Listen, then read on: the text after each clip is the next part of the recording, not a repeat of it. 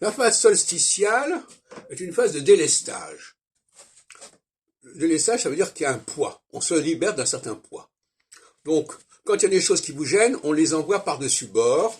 Comme ça, on peut voler plus haut, etc. Alors, il faut le savoir. Donc, on s'en débarrasse. On s'en débarrasse. On laisse tomber. Voilà, on passe à autre chose. Bon, ne parlez plus de ça, ça m'intéresse pas, c'est terminé, l'affaire est close, etc. Donc c'est la démarche, la mentalité solsticiale. Et cette mentalité solsticiale, elle peut se développer pendant 7 ans environ.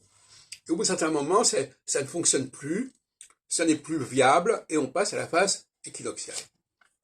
Alors, la phase équinoxiale est aussi une phase de déni d'une certaine manière, puisqu'elle nie les constructions qui ont pu être rajoutées par la suite.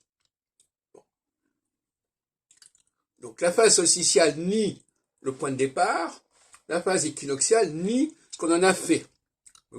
Il y a des dénis qui s'opposent ou qui alternent d'une certaine manière. Le déni de la droite, le déni de la gauche. Dans les deux cas, ça va trop loin éventuellement. Donc, aujourd'hui, par exemple, par rapport à l'astrologie, eh bien, il y a, en phase équinoxiale, on va dire, ce que les astrologues ont pu pondre pendant des siècles, ça n'a aucune valeur, c'est n'importe quoi.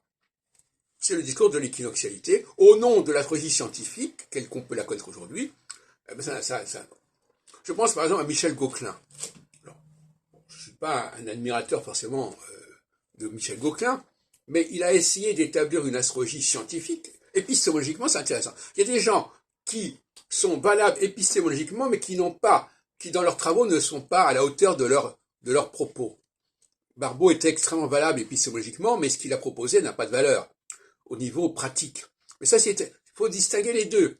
Moi, je peux admirer une méthodologie, une approche des choses, et considérer que ce qui a été proposé dans la foulée n'a pas une grande valeur. En tout cas, n'est pas la position finale, de toute façon. Bon. Donc, l'astrologie scientifique, ce sont des gens comme Michel Gauquelin, comme André Barbault, qui, on peut remonter à Chouinard si on veut, etc., qui essayent d'établir une forme d'astrologie beaucoup plus restreinte, beaucoup plus pauvre que l'astrologie dominante à ce moment-là. Barbault, en 67, quand il propose une astrologie mondiale, il fait abstraction de 80% du discours astrologique de son temps. Michel Gauquelin, c'est pareil. Et moi-même, c'est pareil aussi. Donc, voilà, il y a là un délestage de la tradition astrologique, mais en réalité,